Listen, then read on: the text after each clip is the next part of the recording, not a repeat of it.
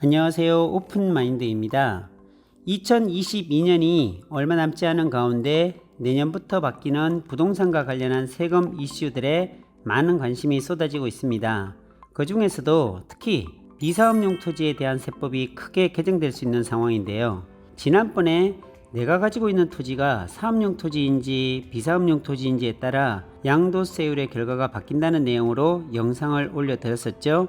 이 내용에 대해서 개정이 확실하게 시행되는 것인지 많은 분들이 문의해 주셨습니다. 댓글에도 보면 아직 법 시행이 되지 않았는데 확정되는 것처럼 올릴 수 있냐라는 반응이 있으신 분들이 있습니다. 불행인지 모르겠지만 현재 부동산 정책이 발표하면 시행되는 쪽으로 가닥을 잡고 있어서 더욱 불안합니다. 아파트도 현재 1년 안에 팔면 양도세가 77%, 2년 안에 팔면 66%, 2년이 지나도 다주택자들은 일반 세율에 추가로 10%, 20%는 기본이기에 다주택자들은 소위 60에서 70%는 양도소득세를 깔고 가야 하는 현실이 되어버렸습니다. 그러기에 토지 또한 입법 예고되어 있는 비사업용 토지 추가세율 20%가 결코 현실화되지 않을 것이라는 장담을 할 수 없기에 대비를 해놓아야 한다는 말씀을 먼저 드립니다. 이제 꼭 한 달 후면 입법 예고된 비사업용 토지도 매입 후 1년 안에 팔면 77%, 2년 안에 팔면 66%가 현실화되는 시점입니다. 그래서 오늘은 입법 예고되어 있는 비사업용 토지에 대한 세법 개정이 어떤 절차를 밟고 있는지 329 부동산 대책의 후속 조치에 대한 진행 상황을 알려드리려고 합니다. 먼저 이번 해 초에 LH 사태로 인해서 공공부문에 대한 신뢰가 하락한 사건들이 있었습니다. 그 결과로 정부는 329 부동산 대책을 발표했는데 그 중에서 토지와 관련된 내용은 투기적 수요에 대한 세금을 높임으로써 투기적 토지 거래의 시대 수익을 축소한다는 것이었습니다. 그 방안을 다시 한번 간단하게 살펴보자면 내년 1월 1일 양도하는 토지부터는 1년 미만 토지 부분은 70%를, 2년 미만 토지 보유분은 60%를 내야 되는 것이 핵심입니다. 거기에 지방세 10%를 추가하면 1년 안에는 77%, 2년 안에는 66%가 되는 것이죠. 여기에 비사업용 토지는 기본 세율의 10%를 가산하는 중과세율을 20%로 가산하는 것으로 부담을 늘렸고 장기보유 특별공제까지 폐지한다는 내용이었는데요. 이것으로 인해서 양도세 부담이 꽤 많이 늘어날 것으로 예상되었죠. 하지만 이 개정 내용이 확정적으로 당장 내년에 시행이 되는 것인가에 대해서는 생각해 보면 아직 확실하진 않습니다. 이와 관련한 소득세법 일부 개정 법률안이 지난 6월 23일 기획재정위원회 소관위에 상정되어 축조 심사 후 계류 상태에 있다가 지난 11월 15일에 다시 상정되어서 논의 중에 있다고 합니다. 법이 시행되려면 많은 절차를 거쳐야 하는데 법 조문이 조금만 바뀌어도 국민들의 실생활에 큰 영향을 끼치기 때문에 아주 신중하게 접근해야 하는 경우가 많습니다.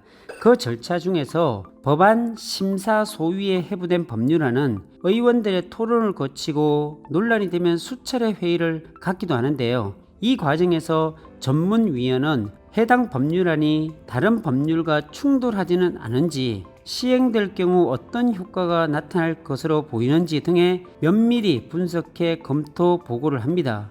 이후 더 많은 절차를 거쳐서 공포, 시행의 절차까지 오게 되는데요.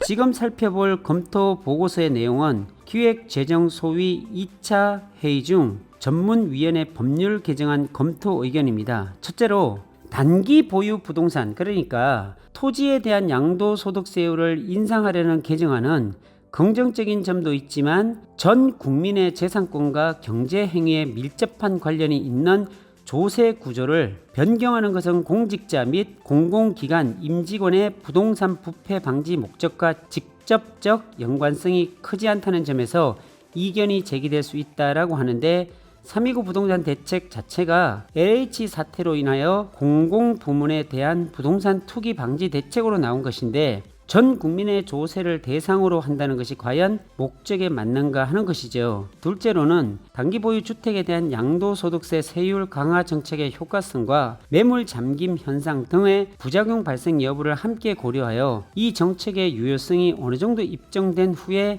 단기 보유 토지에 대한 양도소득세를 인상하는 경우에 정책의 효과성이 제고될 수 있을 것으로 보인다. 쉽게 말해 올해 6월 1일부터 시행한 주택에 대한 양도소득세 강화 정책이 과연 투기 수요를 억제하고 가격을 안정시키는 것에 긍정적인 효과를 주었는지를 면밀하게 살펴보아서 양도소득세 강화 정책의 효과가 나타났는지를 먼저 입증한 후에 토지 양도세를 개편한다면 이 부동산 정책의 합리성을 높일 수 있다는 것입니다. 셋째로 개정안의 대상인 비주택 부동산은 토지뿐만 아니라 상가, 공장 등 건물도 포함되어 함께 세율이 올라간다는 점, 양도소득세율 인상은 매물 잠김 현상을 유발하여 공급 물량 감소로 오히려 부동산 가격을 상승시킬 수 있다는 점도 함께 고려할 필요가 있다는 의견이 있습니다. 네 번째는요, 장기보유 특별공제 제도는 물가 상승을 반영하여 자산의 원본에 대해서 과세하는 것을 방지하는 취지로 운영되는 것인데, 이것을 삭제하는 것은 신중한 검토가 필요하다는 의견입니다. 이 회의에서 정책에 관해서는 추후 더 많은 자료를 참고하고 보완을 해서 토론을 이어가는 것으로 마무리되었고, 이후 11월 15일에 상정 해당 소위에서 다시 논의 중에 있다고 합니다. 아직 세법 개정이 확정되진 않았고 확정 여부는 12월 국회 통과 여부를 지켜봐야 하는데, 미리 자신의 토지가 사업용 토지인지 비사업용 토지인지를 봐야 하겠죠. 비사업용 토지라면 세법 개정 추이를 지켜보시면서 어떤 시기에 매도하는 게 좋을지, 혹은 사업용 토지로 어떻게 전환할 수 있을지를 잘 판단하시기를 바라겠습니다.